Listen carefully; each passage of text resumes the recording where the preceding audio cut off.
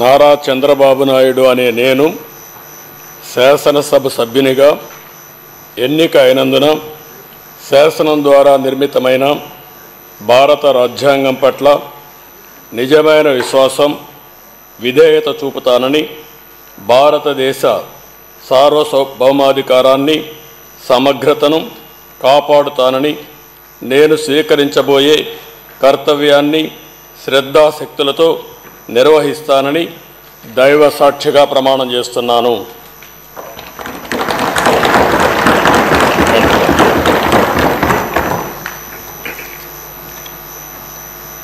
ఆంధ్రప్రదేశ్ శాసనసభ సభ్యుడైన నారా చంద్రబాబు నాయుడు అనే నేను సభ నియమాలకు కట్టుబడి ఉంటానని, వాటిని అనుసరిస్తానని, సభా మర్యాదలను పాటిస్తానని, సాంప్రదాయాలను గౌరవిస్తానని దైవ సాక్షిగా ప్రమాణం చేస్తున్నాను.